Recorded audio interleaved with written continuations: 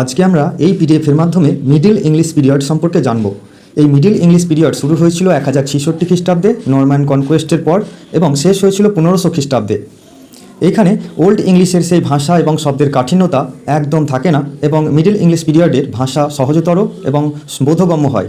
French এবং Latin ভাষা প্রচুর পরিমাণে শব্দভাণ্ডারে প্রবেশ করে ইংলিশে, যার ফলে ইংলিশ ভাষা অনেকটা সমৃদ্ধ হয়। এই সময় চার্চ ছিল অনেক শক্তিশালী এবং তাই মিস্টেরিয়াস, মিরাকল, মোরালিটি প্লে প্রচলিত হয়। নৈতিক শিক্ষা ও ধর্মীয় ভাবনা সাহিত্যকে ভীষণভাবে প্রভাবিত করে। আর অ্যালিগরিক্যাল কাব্য প্রচুর পরিমাণে এই যুগে আমরা দেখতে পাবো। চসারের contribution, the father of English poetry, এইখান থেকে যাত্রা শুরু হয় মিডিল ইংলিশের। এবং এই মিডিল ইংলিশ এমন একটা পিরিয়ড যার মাধ্যমে আমরা মডার্ন ইংলিশে পা দেবো। শুরু করা যাক আজকের one liner question. The first question is, who is called the father of English poetry? The father of English poetry is Geoffrey Chaucer. Next, what is the Chaucer's unfinished masterpiece? এই Canterbury Tales, এই যে একটা work, এই ওয়ার্কটা হচ্ছে চসারের unfinished masterpiece. এরপরে which language highly influenced Middle English vocabulary? কোন ল্যাঙ্গুয়েজটা হাইলি ইনফ্লুয়েন্স করে মিডল ইংলিশ ভোকাবুলারিকে? Answer French. কারণ 1066 খ্রিস্টাব্দে নরম্যান যখন কনকোয়েস্ট করে ইংল্যান্ডে, যার ফলে ইংল্যান্ডের যে ভাষা ওল্ড ইংলিশ পিরিয়ড ছিল, ওল্ড ইংলিশ পিরিয়ডের যে ভাষা সেটা অনেকাংশে বিলুপ্ত হতে শুরু করে এবং সম্পূর্ণরূপে না হলেও এখানে কিন্তু অনেকাংশে কিন্তু ফ্রেঞ্চ ভাষা কিন্তু একছত্র আধিপত্য বিস্তার করে। এরপরে যে কোশ্চেন সেটা হচ্ছে, which dialect formed the basis of standard English? East Midland dialect. Answer east Midland dialect. Next question, who translated the Bible into English in 14th century? Answer John ওয়াইক্লিফ।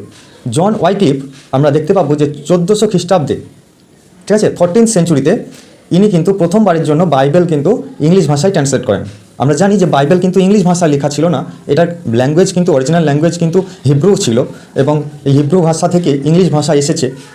এবং কে করেছে সেটা? এহেন মহান কাজ করেছেন জন ওয়াইক্লিফ, ভীষণ ইম্পর্টেন্ট।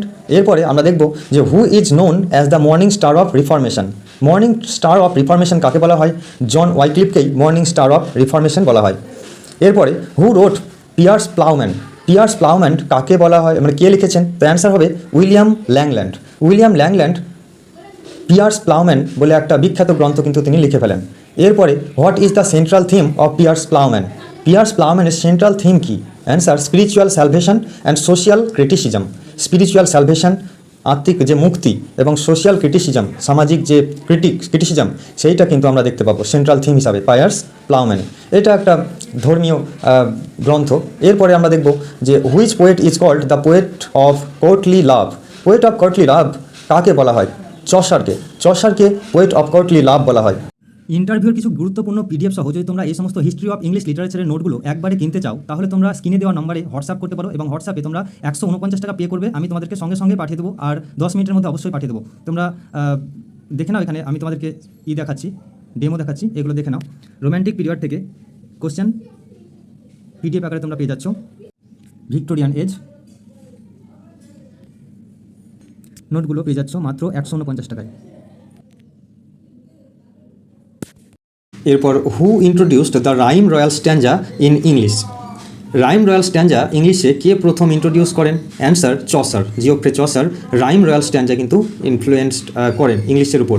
এরপর what stanza from did Chaucer popularise in Troilus and Criseyde? Troilus এবং ক্রেসিডা নামক গ্রন্থে চসার কিন্তু পপুলারাইজ করেন এই রাইম রয়্যাল স্ট্যাঞ্জা। আর রাইম রয়্যাল স্ট্যাঞ্জা কীরকম?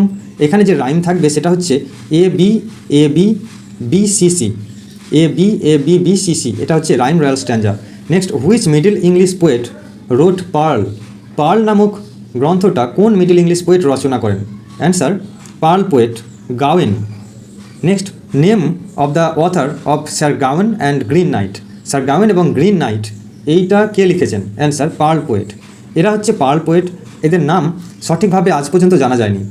এরপরে which work is an allegory of dreamer seeking truth?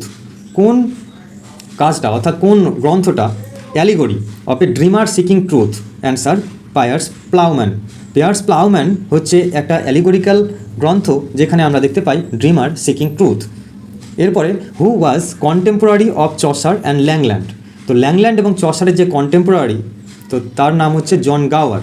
জন গাওয়ার হচ্ছে চসার এবং ল্যাংল্যান্ডের কন্টেম্পোরারি একজন ব্যক্তি। নেক্সট, হুইচ ওয়ার্ক অফ গাওয়ার ইজ ইন ল্যাটিন।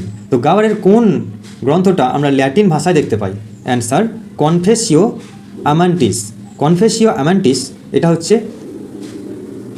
তোমার গাওয়ারের একটা গ্রন্থ যেটা ল্যাটিন ভাষায় লেখা হয়েছে। এরপরে name the most important pros writer of middle English. Middle ইংলিশের সবচেয়ে ইম্পর্টেন্ট প্রোজ রাইটারের নাম কি? জন ওয়াইক্লিফ হবে অ্যান্সার। ভীষণ ইম্পর্টেন্ট, জন ওয়াইক্লিফ এটাকে কিন্তু মিডল ইংলিশ প্রোজ রাইটার। এরপরে which century is considered the flourishing period of middle English. তো কোন সেঞ্চুরিটাকে আমরা বলবো যে ফ্লারিশিং পিরিয়ড? তো অ্যান্সার হবে 14th সেঞ্চুরি, অর্থাৎ 1300 থেকে 1400 সাল পর্যন্ত। এই সেঞ্চুরিটাকে বলা হয় সবচেয়ে বেশি পরিমাণে মিডল ইংলিশের লেখাগুলো সংগৃহীত হয়েছে, সবচেয়ে বেশি লেখাগুলো আছে। এরপরে হু রোট অ্যানক্রেনে রিউলে। তো অ্যানক্রেন রিউলে এটা বা অ্যানক্রেন উইসে যেটা বলা হয় সেটা কে লিখেছে? তো এটাও কিন্তু বলা যায় না, এটা কিন্তু অ্যানোনাইমাস একজন লিখেছেন ফর অ্যানক্রোনেসেস। এরপরে which romance is considered the best example of middle English alliterative poetry. তো মিডল ইংলিশ অ্যালিটারেটিভ পোয়েট্রির মধ্যে যে কোন রোম্যান্সটা বেশি পরিমাণে বেস্ট এক্সাম্পল হিসাবে আমরা ধরতে পারি? Answer sir Gawain and green knight. Sir Gawain এবং দ্য গ্রিন নাইট বলে একটা ওয়ার্ক আছে, তো সেই ওয়ার্কটা হচ্ছে রোম্যান্স একটা, ওকে, মিডল ইংলিশ রোম্যান্স। এইটাকে আমরা মিডল ইংলিশ সবচেয়ে বেশি অ্যালিটারেটিভ প্রো হিসাবে ধরতে পারি। What is the metre of sir Gawain and green knight. Sir Gawain এবং গ্রিন নাইটে যে মিটার সেটাকে আমরা বলতে পারি যে এটা অ্যালিটারেটিভ ভার্সে লেখা হয়েছে with bob and wheel. Alliterative verse with bob and wheel. Next, who is the central knight of sir Gawain and green knight. Sir Gawain এবং গ্রিন নাইটের যে সেন্ট্রাল নাইট তিনি কে? তো অ্যান্সার হবে স্যার গাওয়েন। স্যার গাওয়েনই ছিলেন sir Gawain এবং green নাইটের central knight. এরপরে which poem is believed to mourn a dead child. তো কোন কবিতায় আমরা দেখতে পাই একটা ডেড চাইল্ড মর্ন করছে? Answer Pearl. এই পার্লেই কিন্তু দেখতে পাই আমরা একটা ডেড চাইল্ড মর্ন করছে। Next, who wrote Morte de Arthur. তো কে লিখেছিলেন এটা? অ্যান্সার এটাও কিন্তু অ্যানোনাইমাস একজন লিখেছিলেন, তো তার নাম জানা যায়নি। অ্যালিটারেটিভ রিভাইভাল পোয়েট কিন্তু এটা। Next, what kind of allegory is Pearl. Pearl হচ্ছে কী ধরনের একটা অ্যালিগরি? তো অ্যান্সার হবে রিলিজিয়াস অ্যালিগরি, যেখানে খ্রিশ্চান থিম আমরা পাবো। এরপরে Christian pagan. Next, who was known as the moral Gower. Who was known as the moral Gower. Moral Gower কাকে বলা হয়?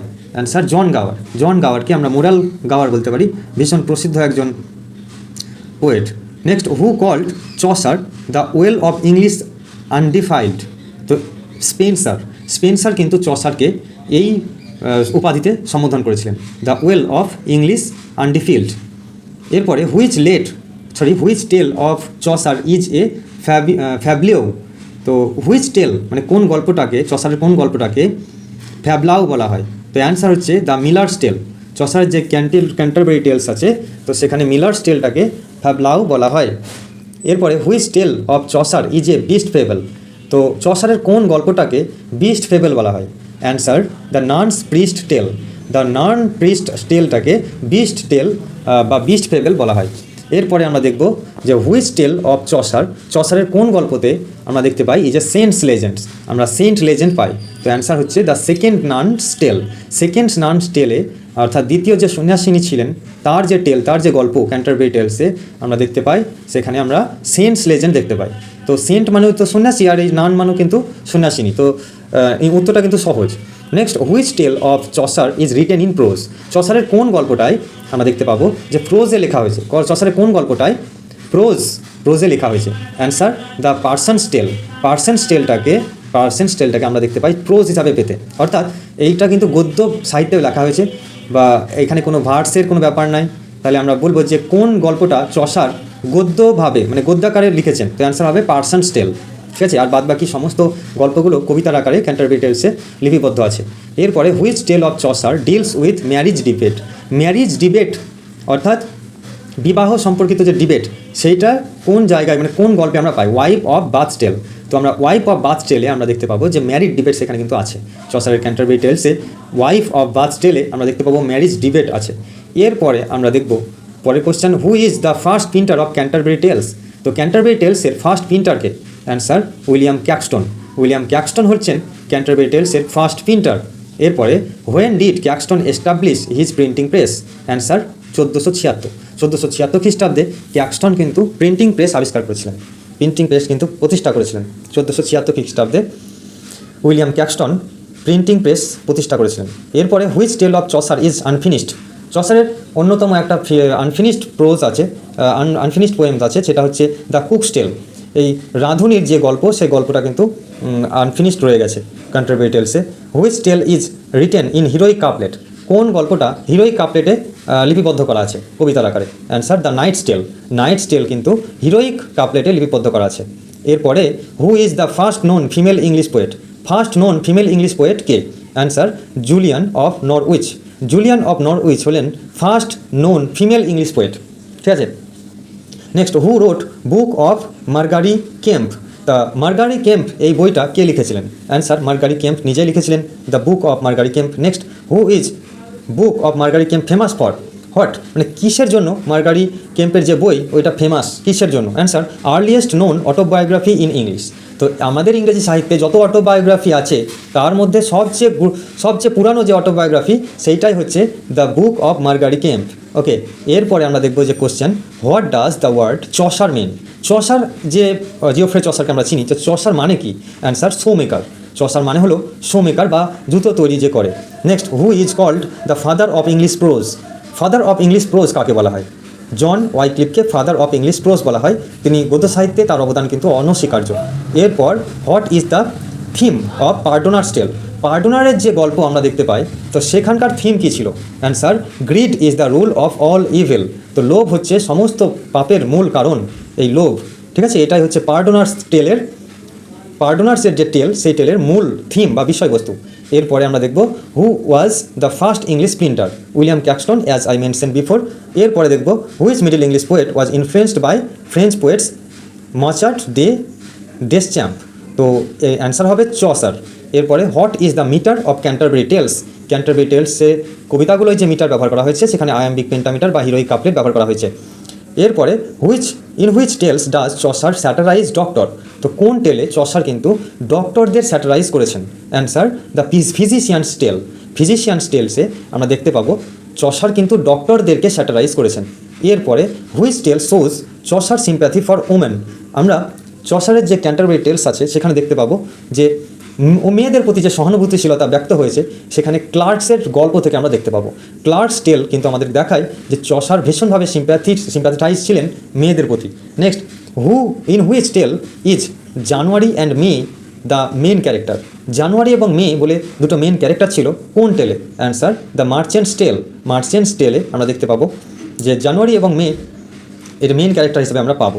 Which poet is called the French people's and Italians scholar? Chaucer. ঠিক আছে, the which poet is called? কোন কবিকে বলা হয় যে Frenchman people and Italian scholar? তো চসারকে ফ্রেঞ্চম্যানস পিপল এবং ইটালিয়ান স্কলার বলা হয়। এরপরে আমরা দেখব which Chaucerian poem is an elegy on Blanche duchess of Lancaster? এখানে আনসার হবে the book of duchess. The book of ডাচেসে আমরা দেখতে পাবো এটা হচ্ছে একটা চসারিয়ান পোয়েম যেখানে আমরা এলিজি পাবো অন ব্লাঞ্চে। এরপরে which poem of Chaucer celebrates Richard second's marriage? তো রিচার্ড সেকেন্ডসের যে বিবাহ সম্পর্কিত কবিতা আছে চসারের লেখা, সেইটা কিন্তু the parliament of fowls. The parliament of fowls এইখানে কিন্তু আমরা দেখতে পাবো যে রিচার্ড সেকেন্ডের বিবাহ সম্পর্কিত ব্যাপারগুলো নিয়ে সেলিব্রেট করা হয়েছে। Next which poem of Chaucer is based on astrology? চসারের কোন কবিতায় আমরা অ্যাস্ট্রোলজি এবং ড্রিম ভিশন পাবো? অ্যাস্ট্রোলজি অর্থাৎ জ্যোতিষ্কবিদ্যা এবং ড্রিম ভিশন স্বপ্ন কল্পনার যে ভিশন সেইগুলো আমরা পাবো। Answer the house of fame. House of ফেমে আমরা দেখতে পাবো যে চসার এখানে অ্যাস্ট্রোলজি এবং ড্রিম ভিশন ব্যবহার করেছেন। ঠিক আছে, ভীষণ ইম্পর্টেন্ট কিন্তু এটা। এরপরে which Italian poets influenced Chaucer? কোন ইটালিয়ান পোয়েট চসারকে ইনফ্লুয়েন্স করেছেন? অ্যান্সার দান্তে, পেট্রাক এবং বোকাসিও। এই তিনজন ইটালিয়ান পোয়েট কিন্তু চসারকে ভীষণভাবে ইনফ্লুয়েন্স করেছিলেন চসারের আগের। Next what kind of work is Confessio Atlantis? Confessio Atlantis কী ধরনের work? Answer didactic and moralistic. Didactic এবং মোরালিস্টিক। ঠিক আছে, তো কনফেসো আটলান্টিস কিন্তু ডিডাকটিক এবং মোরালিস্টিক। নেক্সট হু রোট কার্সার মুন্ডি? তো কার্সার মুন্ডি ভীষণ ইম্পর্টেন্ট। এটা কিন্তু বলতে হবে যে এটা অ্যানোনাইমাস, অর্থাৎ এটার কিন্তু যে লেখক তাকে পাওয়া যায় না। হু কম্পোজড অরমুলাম, অরমুলাম কে রচনা করেছিলেন? অ্যান্সার অরমিম। অরমিম কিন্তু অরমুলাম এটা কিন্তু রচনা করেছিলেন। নেক্সট, হু কম্পোজড, নেক্সট হচ্ছে what is language of Ormulum? তা what is the language of Ormulum? Answer east midland middle English.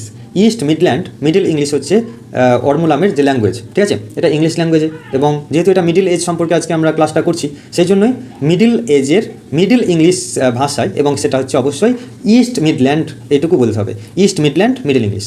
কোন মিডল ইংলিশ?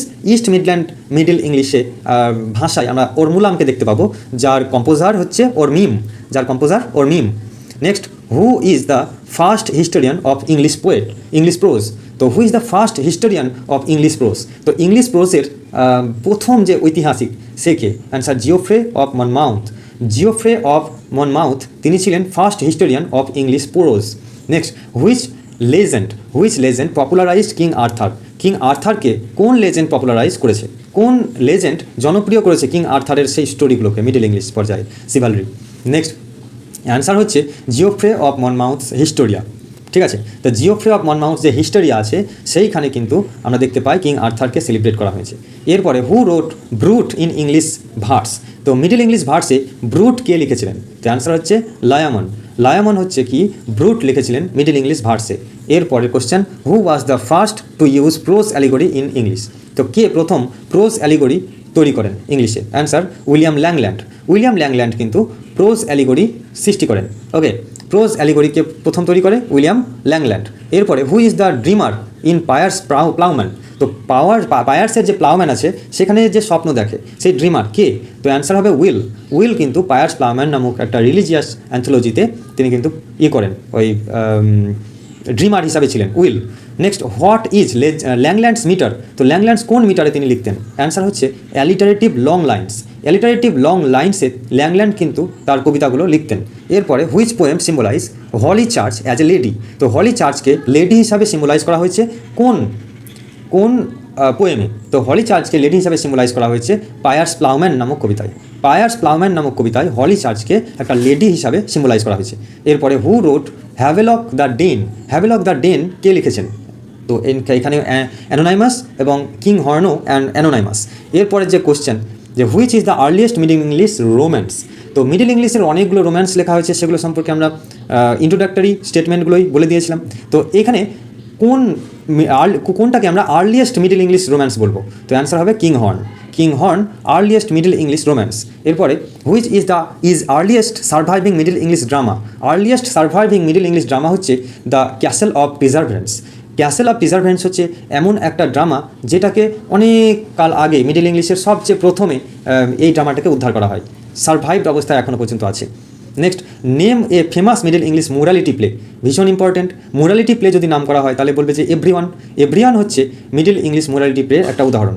এরপরে which play represents mankind struggle? মানুষের যে স্ট্রাগল, সেই স্ট্রাগলটা আমরা দেখতে পাবো এভরিম্যানে কিন্তু খুব সুন্দরভাবে এই মোরালিটি প্লের মাধ্যমে বিবৃত করা আছে। এরপরে which middle English play dramatise Bible story? কোন মিডল ইংলিশ প্লে বাইবেল স্টোরিগুলোকে ড্রামাটাইজ করে?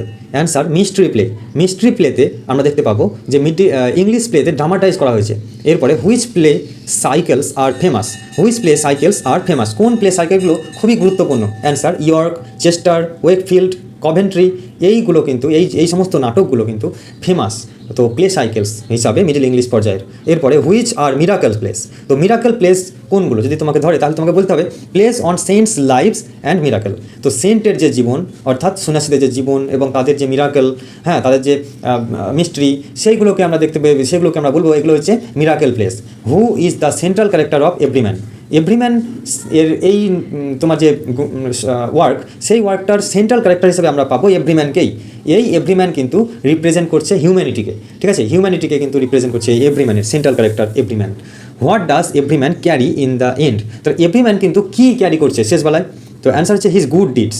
তো এখানে এভরিম্যান কিন্তু তার ভালো যে কাজ, সেই কাজগুলো কিন্তু শেষবেলায় ক্যারি করছে, ঠিক আছে। তো ভালো কাজের জন্য মানুষকে এই পৃথিবীতে সৃষ্টি করা হয়েছে।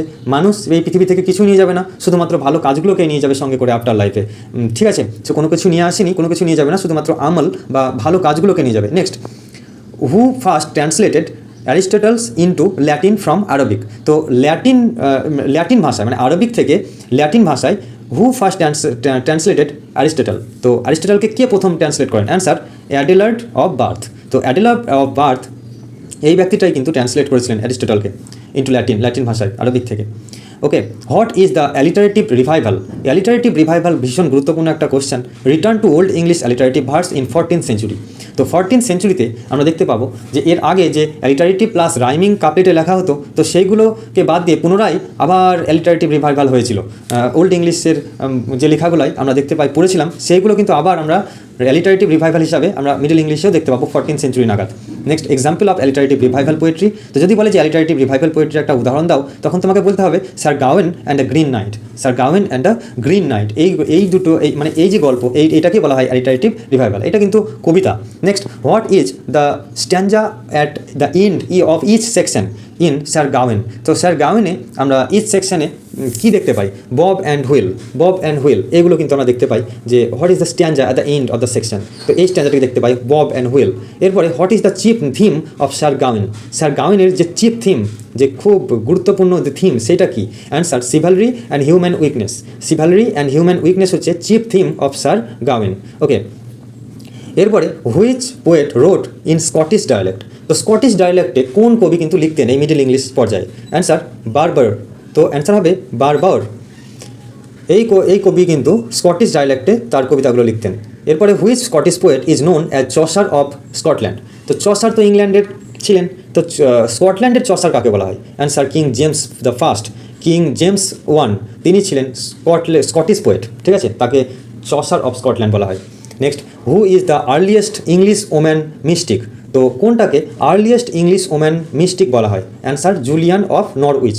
জুলিয়ান অফ নরউইচকে আর্লিয়েস্ট ইংলিশ ওম্যান মিস্টিক বলা হয়, ঠিক আছে? এরপরে আর কিছু কোশ্চেন বাকি আছে। What did Julian of Norwich right? Julian of Norwich কী লিখেছিলেন? তার একটা কবিতার নাম। Answer revelation of divine love. Revelation of divine love কিন্তু লিখেছিলেন, ঠিক আছে?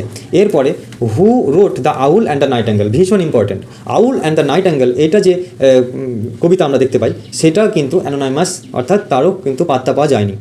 কে লিখেছিলেন এই কবিতাটা? What type of poem owl and the nightingale? এটা কী ধরনের কবিতা? তো তখন বলবে যে এটা ডিবেট পোয়েম। ডিবেট পোয়েম, এখানে তর্ক বিতর্ক আছে, তীর্যক, একটু ব্যঙ্গবিদ্রুপ, debate poem. Next, what is the earliest known secular lyric in English? তো আমরা নিরপেক্ষ ধর্মের বিভিন্ন ধর্মের দিক থেকে একটু নিরপেক্ষ লিরিক কোনটাকে আমরা বলবো? কাকু সং, সামার ইন, অ্যাকুমিন ইন। তো এই কাকু সংটাকে বলা হয় আর্লিয়েস্ট নোন সেকুলার লিরিক। সবচেয়ে প্রথম দিকের সেকুলার লিরিক যদি নাম করতে হয়, তাহলে আমরা বলবো যে কাকু সং, এটাই হবে অ্যান্সার। কাকু সং হচ্ছে আর্লিয়েস্ট নোন সেকুলার লিরিক। এরপরে which poem is considered the first extent English song? The first extent English song কোন কবিতা? অ্যান্সার সামার ইন, ইকুমেন ইন, ঠিক আছে? তো নেক্সট হচ্ছে হু রোট ম্যান্ডেভিলস ট্র্যাভেল? ম্যান্ডেভিলস ট্র্যাভেলস কে লিখেছিলেন? অ্যান্সার স্যার জন ম্যান্ডেভিল। জন ম্যান্ডেভিল কিন্তু তার অটোবায়োগ্রাফিক্যালি এটা লিখেন যে Mandeville's travel. Okay, next, what is Mandeville's travels about? তো এই ম্যান্ডেভিলস ট্রাভেলসে লেখক তার নিজের ইমাজিনারি ভয়েস এবং ওয়ান্ডার্স, ইমাজিনারি ভয়েস দেখিয়েছেন, এবং তিনি যে অবাক হয়েছেন এই ভয়েসগুলো দেখে, ভয়েসগুলো নিজের সম্পর্কে ভয়েসগুলো লিখে তিনি যে অবাক হয়েছেন এবং বিভিন্ন জায়গায় ঘুরে বেড়েছেন, এইগুলো সম্পর্কেই কিন্তু এখানে আমরা দেখতে পাই ম্যান্ডেভিলস ট্রাভেলসে, যেটা জন ম্যান্ডেভিলস লিখেছিলেন। Next, who wrote chronicles of England, Scotland and Ireland? তো chronicle of England, Scotland, Ireland, এটা কে লিখেছিলেন? অ্যান্সার হবে রাফায়েল হলিনশেডস। রাফায়েল হলিনশেডের আমরা হলিনশ্যান্ড ক্রনিকল দেখতে পাবো। এখানে তিনি এই ক্রনিকলগুলো বা রেকর্ডগুলো ইংল্যান্ড, স্কটল্যান্ড এবং আয়ারল্যান্ড সম্পর্কে লিখেছিলেন। Next, what was the Norman conquest effect on English? তো নরম্যান কনকোয়েস্টের যে ইফেক্ট পড়লো ইংরেজি সাহিত্যে, সেটা কি? It brought French influence into English vocabulary. তো এটা কিন্তু ফ্রেঞ্চ ইনফ্লুয়েন্স এনেছিল ইংলিশ ভোকাবুলারির উপর, ঠিক আছে? তো এই হলো নরম্যান কনকোয়েস্ট ইফেক্ট 1066 খ্রিস্টাব্দে ফ্রেঞ্চ ইনফ্লুয়েন্স পর্যন্ত পড়েছিল, যার ফলে ওল্ড ইংলিশ কিন্তু মিঙ্গেল হয়ে গেল ফ্রেঞ্চের সঙ্গে।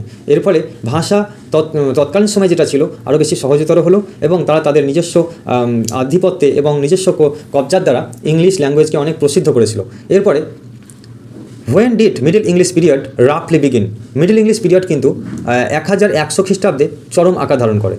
তারপরে which middle English writer was most influenced by Dante? তো দান্তের দ্বারা কোন মিডল ইংলিশ রাইটার সবচেয়ে বেশি ইনফ্লুয়েন্সড হন? তো অ্যান্সার হবে চসার। চসার কিন্তু দান্তের দ্বারা ভীষণভাবে ইনফ্লুয়েসড হন Italian poet দান্তে। Next, what is the form of book of duchess? তো বুক অফ ডাচেস এখানে আমরা ড্রিম ভিশন দেখতে পাবো, বুক অফ ডাচেসে। Next, which Chaucer poem is a complaint in 7 line স্ট্যান্জা?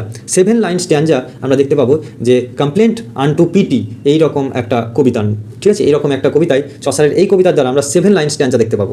এরপরে, what is the theme of parliament of fowls? The parliament of fowls আছে, সেখানকার theme কি? Allegory of love and marriage. তো love এবং ম্যারেজের যে অ্যালিগরি সেটা কিন্তু আমরা এখানে থিম হিসাবে পাবো। Next, which Chaucer poem is unfinished and in octosyllabic couplets? Octosyllabic couplets কোন কবিতা আমরা দেখতে পাবো? Answer, Romaunt of the Rose, ঠিক আছে। হু রোট হ্যান্ডলাইং সিনি? তো এই কবিতাটা কে লিখেছেন? Answer, Robert Manning of Brunne, তিনি কিন্তু হ্যান্ডলাইং সিনি লিখেছিলেন। এরপরে আমরা লাস্টের দিকে চলে এসেছি। হু রোট ক্রনিকাল অফ ইংল্যান্ড কে লিখেছিলেন? Answer, Robert Manning of Brunne, তিনি কিন্তু ক্রনিকাল অফ ইংল্যান্ড লিখেছিলেন। এরপরে, who is credited the first using prose of English devotional writings? Answer, Richard Rolle of Hampole, তিনি কিন্তু ক্রেডিটেড করেছেন। হু ইজ ক্রেডিটেড, তাকে কিন্তু ক্রেডিট করা হয়েছিল যে তিনি কিন্তু ফার্স্ট ইউজ করেছিলেন প্রোজ। নেক্সট, ডেভোশনাল রাইটিংয়ের ক্ষেত্রে, ঠিক আছে। এরপর হচ্ছে, হোয়াট ডিড রিচার্ড রোল কী লিখেছিলেন? দ্য প্রিক্স অফ কনসায়েন্স কে লিখেছিলেন? তো অ্যান্সার হবে রিচার্ড রোল, ভীষণ ইম্পর্টেন্ট কিন্তু এটা। এরপরে, which poet bridged Anglo suction and middle English tradition? তো অ্যাংলো সাকশন এবং মিডল ইংলিশ ট্র্যাডিশনের মধ্যে ব্রিজকে গেঁথেছিলেন? তো অ্যান্সার হচ্ছে লায়ামনই কিন্তু আমাদের ওল্ড ইংলিশ থেকে মিডল ইংলিশ পর্যায়ের যে ব্রিজ বা সেতুটা কিন্তু তিনি তৈরি করেছিলেন, ঠিক আছে।